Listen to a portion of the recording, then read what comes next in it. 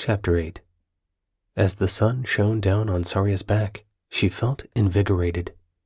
The group were walking along with the caravan, heading to the nearby town of Nickelmelver. It was larger than Fentonia, apparently, but Sarya had no idea how much larger. She wasn't used to the human settlements, and how they seemed to sprawl in all sorts of places. Beside her, Andorn walked, the two of them at the head of the group with the best eyesight, acting as scouts.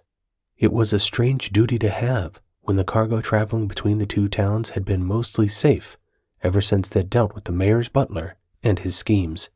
But the men were still wary, and the trades were still very much needed. The attack on the caravan this time would make them wary for even longer. It had been the first for weeks, but had reinforced the need for protection. And being part of that protection earned Sarya and her friends a bed and food while they traveled, and for the next 2 nights after they arrived. The merchants would make the trades they needed after a decent night's sleep and repackage their carts and wagons, ready to set off again back to Fentonia with whatever the townsfolk had asked for instead. It was a mutually beneficial arrangement. The caravan was protected, and Sarya and her friends could keep themselves going a little longer without needing to spend what was left of their meager money. They traveled like that almost all the way, Sarya almost feeling herself getting stronger with each passing day. She hadn't realized it, but all the walking she had been doing had been replaced with sitting and standing in various places with her new friends. Her body hadn't forgotten how to travel well entirely, and it had only taken a couple of days for her to feel back to her usual self, able to walk all day without growing fatigued. Thorgrim hadn't been so fortunate. He rode on one of the few spare seats in the back of a wagon currently, jolted and bumped while the cargo rattled beside him. It didn't look pleasant. "I feel like a small child wanting to ask for the 100th time if we are at our destination yet," Sarya said when they turned a corner in the road, forest having obscured what was beyond until now. The path wound down the mountainside slowly, weaving back and forth. "I've thought about it, and even if I've not said it," Andorn replied, "this road goes on far further than I was led to understand." "At least we have good company," Sarya added as she glanced at the nearest wagon. A man was seated in the driver's seat, all muscle and confidence. Beside him and within reach was a lute. Every evening Tarn had played for them and encouraged them to sing songs they knew. And over time, more people had joined and played, until each evening felt like a little party. "Are they in high spirits because of us?" Sarya asked quietly enough no one but Andorn would hear her. "Possibly. More than a few tales have been told of our deeds," he replied. "But we also helped them protect their caravan, and they're getting everything back in order with their farms and land. It makes people feel good to see life improving." Sarya nodded. Either their mood was rubbing off on her, or being outdoors and traveling somewhere new was making her feel better. But either way, she felt ready for anything. As they continued down the path a bit farther, she realized the gray smudge on the horizon wasn't a smudge at all, but was a town. The many stone-built houses becoming more distinct until she could see the center of the town, built of stone, and the houses around and dotted among it made of wood. Another 10 minutes of walking made the people stand out, weaving here and there, the hustle and bustle clear to see. By the time the town was close enough to hear and smell, Sarya felt overwhelmed. Other carts were waiting to come in from roads that led in other directions, and more than a few people traveled alone or in groups on horseback. Now and then, she also saw more carriages, the occupants looking out from curtained windows or, on such a sunny day, riding in topless carriages that seemed to bounce along merrily behind ponies. "So many humans," she whispered. "First time seeing one of their bigger towns?" Andorn asked a moment later, his eyes lit up with amusement. "Yes, I've been avoiding them. I wanted to learn about human customs before meeting so many at once." "Wise," he replied, as he pulled her out of the way of a particularly fast horseman not stopping for the queue of carts and wagons there to trade. "You might as well all go find the inn and get settled in," the driver of the nearby wagon said. We'll meet you at the billowing sails once we're done here, and sort out our beds for the next 2 nights. But they'll know us. Tell them you're with Bryn, and they'll see you're watered and fed." Andor nodded as Sarya, Mira, Thorgrim, and Yarlin all caught up. "Anyone been here before and know where the billowing sails is?" Thorgrim asked a moment later, his dwarven stature leaving him looking more than a little overwhelmed in the middle of the road. "Aye, I know of it," Yarlin said. "It's near enough to the docks anyone with a ship will consider doing trade there, but still close enough to the gate at this side of the town that anyone traveling here on foot can find themselves there as well. Perfect place for anyone to blend in." "So a good place for us to begin our search," Mira said, grinning and motioning for Yarlin to lead the way. A wide smile on his face, clearly a little smug to be in charge of their group for the moment. Yarlin swaggered down the left-hand street, passing all sorts of buildings. Most were made of stone already, the wood ones almost exclusively outside the gate and stone walls, but some appeared to incorporate both, large black or brown painted wooden beams sitting in the place of certain stones to create a beautiful design. Everywhere Sarya looked, there were people. Tall people, chubby people, thin people, quiet people, shy people, loud people, short people, people in rags, people in gorgeous gowns, and people with more jewelry than Sarya had seen before in her life. And the colors were also a sight for the senses. So many hues and shades and fabrics on everyone. Sarya turned her head every which way, desperate to drink in the sights, sounds, and smells, even if it wasn't all pleasant. Now and then someone yelled something, and it tore through the general hubbub enough to draw the attention of several people in the crowd, or make Sarya feel small and in trouble. Yarlin didn't flinch when people walked towards him, or he had to navigate carts, wagons, horse riders, and vendors with stalls. It was as if he didn't truly see it, and he definitely held no fear of being stopped or hurt along the way.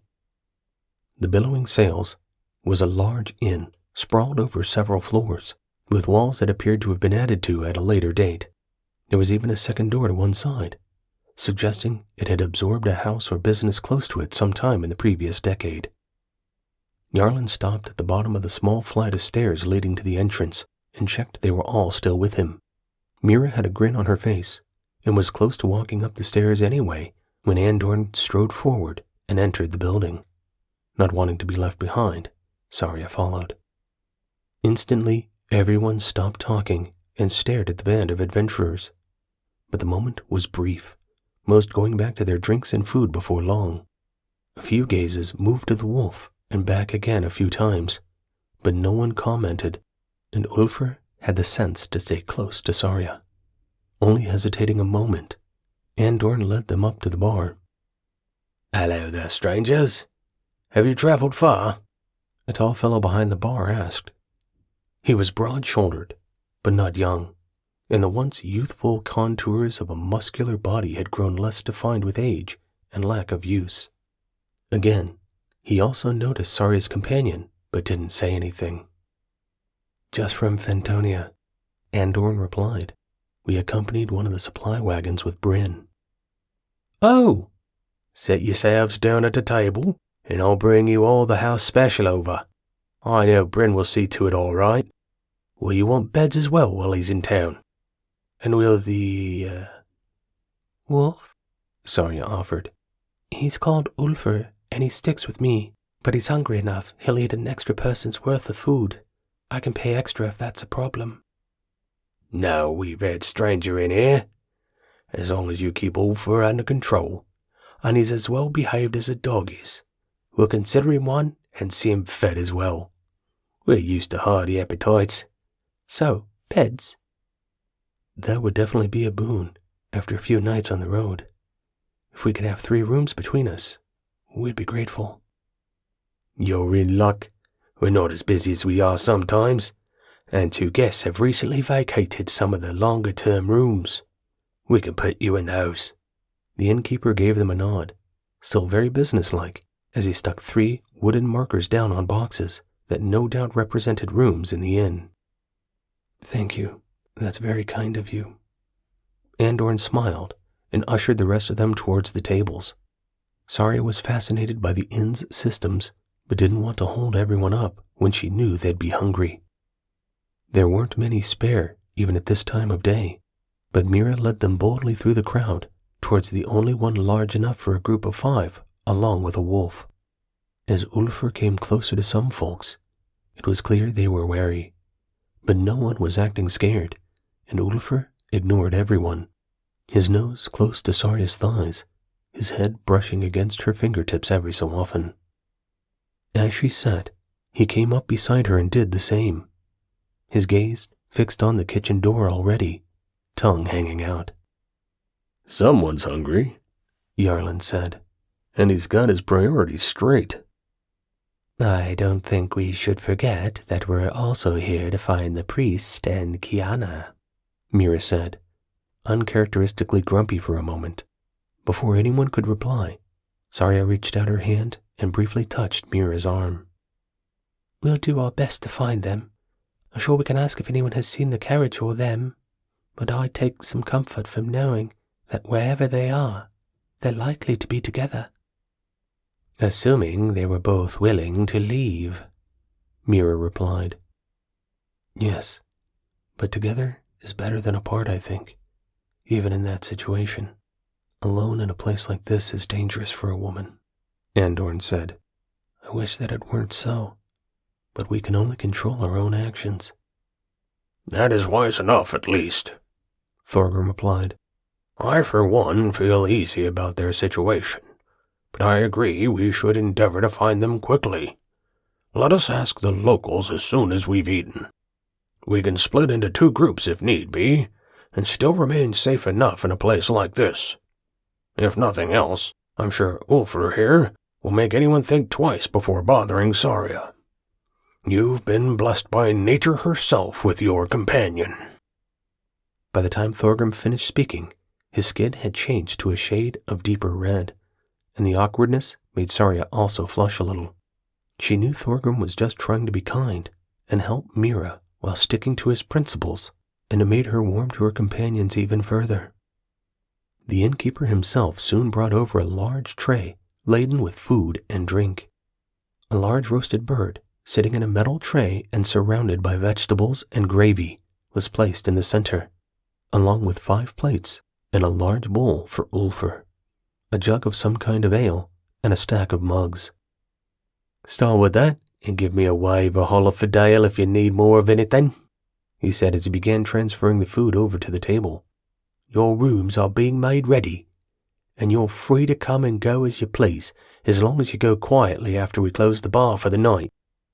Thank you, good man, Yarlin said, reaching for the alcohol first and pouring out generous measures to all of them. We'll be here and there looking for some companions of ours to begin with, but knowing there's a soft pillow for the head should we fail or succeed does a man some good. Looking for folks? Anyone in particular? Few come through the town who don't stop here, or the other 2 inns. If we've not seen them, then I can ask the other 2 innkeepers this evening. We'll all be heading to the market to arrange our week's deliveries at about the same time. There were 2 of them, we think, hopefully together. A young woman would have been dressed in simple garb, shoulder-length brown hair, and a heart-shaped face. With a fellow sporting a priest's habit and one of those? Totem things the priests of, now which god or goddess is it where the priests and clerics carry a young buck and have that water fountain-looking picture? This one? Thorgrim said, pulling out his own holy artifact. It was a bronzed buck, the antlers only so long, but the face warm and curious. That exact one, Dale said. Yes, we've had a priest staying here of that cloth. He had a lass with him. They kept themselves to themselves. Never saw her without him, although they had separate rooms. They left 3 days ago. He said they might be back, and had some business to attend to for a few days. And both of them were well? Thorgrim asked, clearly thinking it proved the priest's innocence. Well enough in physical body, but, She didn't interact with anyone. It was odd. He handled everything, paid for everything. She didn't eat a lot. He'd order her food and try and encourage her to eat, but she was a stubborn one, and sullen too. The innkeeper stared off into the distance as he spoke, as if he was lost in his memory. Yarland opened his mouth as if to reply, but Mira reached across and put her hand on his to stop him. It worked, and the sailor merely waited again like the rest of them for Dale to carry on. I tried to see if she was okay a few times, but she shied away from anyone else who tried to interact with her. Would often head to her room and hide inside for hours. Wouldn't even let the maid in to clean, unless the priest was there too. Dale shook his head as he noticed he'd put all the food down. And you said they had left here? 3 days ago, if I remember right. Did they say where they were going? No, only that they couldn't stay any longer. Didn't say why, and I didn't ask. They'd been here a few weeks, and I don't like to pry. To be honest, it was a bit of a relief. If you're going to rescue that poor woman from him, you've got my blessing, however. Dale walked off, someone calling his name, and the innkeeper responding as if they hadn't been talking about something important. For a moment, no one spoke or moved, the food in front of them forgotten. "We'll talk about this later," Andorn said, his voice only just loud enough to be heard. "For now, let's eat and drink." "If we must," Mira replied, almost scowling at Andorn, but the look slid off her face easily enough, all of them famished.